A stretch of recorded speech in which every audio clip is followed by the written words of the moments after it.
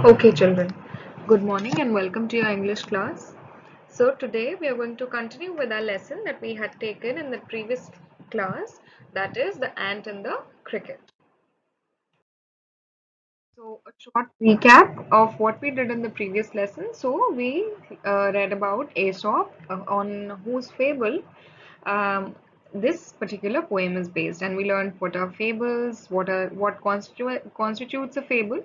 Then we learned about the characters of our poem, which were the ant and the cricket, and we read the poem and um, then understood the line by line meaning of the poem. And we came to the conclusion that the poem is about two characters, which is the ant and the cricket. The cricket, who's lazy and careless and doesn't do anything, does not think of his future, and whereas the ant was hardworking, sincere towards her work, she worked for her future, and both of them had to bear the consequences of whatever their actions were in the present. Which means that the cricket, by the end of the poem, was starving, did not have any shelter, okay, was dying in cold, whereas the ant was safe and secure in her house with food and protection. Now we are going to move forward and see some literary devices that are there in the poem. I hope that the homework that I gave you in the previous lesson, which was to find out the poetic devices or literary devices, the theme, and what do we learn from the poem. I hope you all have made some notes of it, and now we are going to discuss the same in today's lesson. So let's start, children. We are going to see what literary devices have been used in this poem, and I hope you all know what are literary devices or poetic devices. These are the devices, or they are like ornaments, like we wear ornaments to beautify ourselves, or we wear nice clothes in order to look good, in order to enhance the beauty of our body, of ourselves. The same way, when we want to beautify a poem or any piece of literature, we use these literary devices. So you're going to name some along with me. Simile, irony, metaphors, personification, imagery. We've read about all these in our previous classes as well. But now we'll see which poetic devices have been used in this particular poem. So here we go. Okay, next is alliteration. So alliteration is that figure of speech where there is the presence of the same sound or letter in closely connected words. Okay, so here a few examples I have listed from the poem where we can find alliteration, that is, through the warm month of gay summer and spring. Summer and spring are giving the same sound, which is S.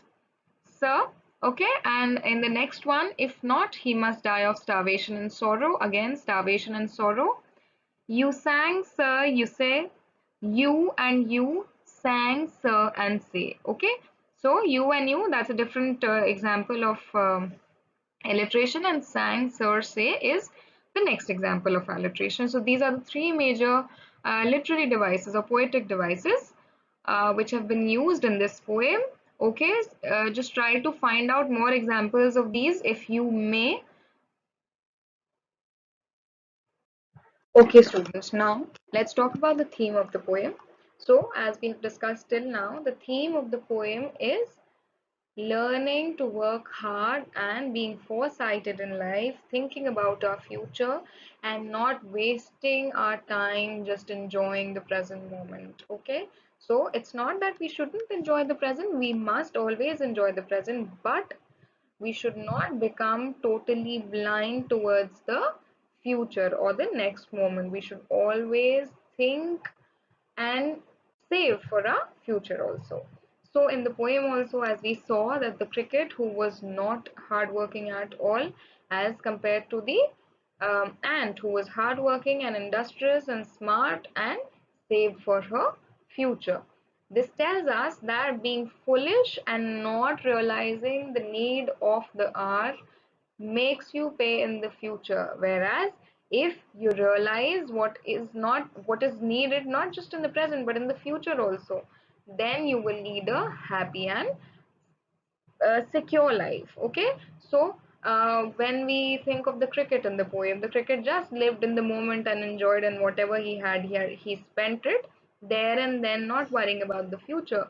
Whereas the ant gives us a very, very good lesson of how we must lead our lives. That is by being foresighted, by not just enjoying the present moment, but also working for the future alongside that. Okay, so the story of the cricket and the ant, or this poem, gives us the theme of the poem is that one should always work hard and not waste their time enjoying the present moment, as you all must have heard of this very popular saying, what we sow is what we reap. So what I'm doing right now, I'm going to bear the consequences or repercussions of the same in the future as well. So if I want to be happy in the future, what do I have to make sure that I work for my future also?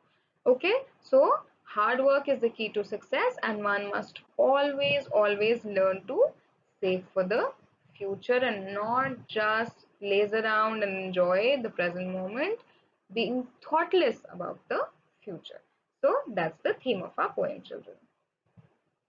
You all have an idea about the characteristics that both of them possess, and they actually denote the humans having the same characteristic traits. Okay, now when we talk about the ant is straightforward because she very clearly denies the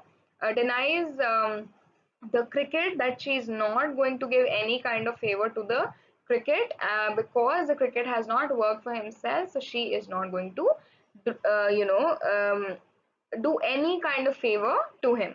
Outspoken because for the same reason, because she doesn't fear anything, she doesn't fear the cricket, she tells what is there very, very clearly.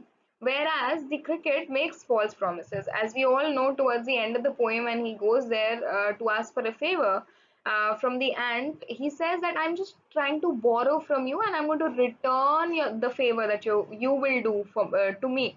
Okay, so we know that this was a false promise. Someone who has not worked for himself to earn food and shelter, will he actually work and return the favor done by the ant? No. So he made false promises. Whereas the ant was very, very strong. Strong because she had strong principles. She followed them, and she was uh, strong as in mentally also very strong and focused on the work that she was supposed to do for a better, for a secure future.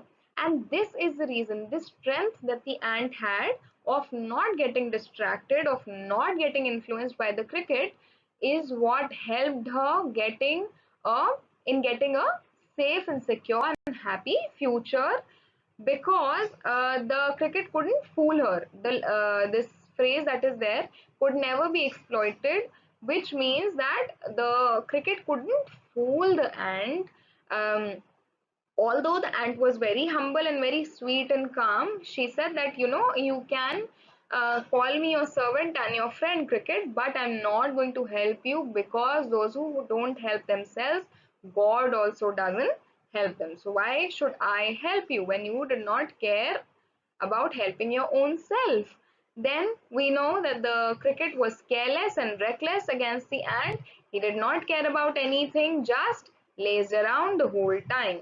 But our ant was judicious, discreet, and level headed. Okay, so judicious means that the ant had the right judgment. She knew what was needed from her and what was needed for her to do to get a safe future. Discreet because she was different. She and the people who possess the characteristics like that of the ant, people who are hardworking, such kind of people are different and unique in themselves, because they have the power and the strength to not get distracted with the negative elements like the cricket around them. Okay, then level headed means that she was calm and composed and knew what to do, and was focused and determined to save for a better future. So this kind of also gives us a very, very big life lesson, both these characters, and we very well know whom we have to follow and get inspired from, and whom we have to totally ignore and not become like. Okay, So accept responsibility for your life. Know that it is you who will get you where you want to go and no one else. As I just said, God also doesn't help those who don't help themselves. So we have to work for ourselves to, uh, carve our own paths and get our lives the way we want them to be. Also, children, we should never waste our time. Okay, so as we do this thing, we keep on delaying things for the future. We keep on saying, oh, I'll do it tomorrow, I'll do it tomorrow, I'll do it that day, that week, that month. No, whatever you have to do it right now. Okay, plan for it at least right now. And uh, always remember that tomorrow never comes. So whatever you have to do, just do it right now. Live in this moment, planning for the future, working for the future alongside enjoying the present. So if we work and save now, it will automatically lead us towards a secure and safer, happier, better future as well, children. So students, now finally concluding our lesson, we all can now say that the poet here tells us that hard work is the only key to success. Hard work always brings fortune, happier times, better, secure future. Whereas people who are lazy, who are thoughtless about the future, who just live in the present and don't plan or don't work for the future, tend to struggle in the future. Therefore, one has to think ahead and work for one's safety and comfort, because no one else is going to do it for you. You yourself can only fight your battle. So we have to get up and start working right now, not just for our present needs, but even for the needs that we might have in the future. Dependence is one thing that will not help you every time. So like the cricket got dependent on the ant, and what happened by the end of it all, the ant refuses to help the cricket. That is why we should never be dependent on others. We should make ourselves self-reliant and not expect others to help us in the time of need. This is also connected to one of the other chapters that we have in our syllabus, which is jalebis, which you people can read. And then when we'll do that chapter, we'll try to connect the dots and see how both these tend to give us the same kind of lesson and learning. So thank you, students. Here we end our lesson. Okay, so the chapter is definitely over, but what's not over is learning. Okay, so I have something more for you. All right, students. So here we have our literary treasure box yet again. In the previous chapter, when we did the best Christmas present in the world, we found a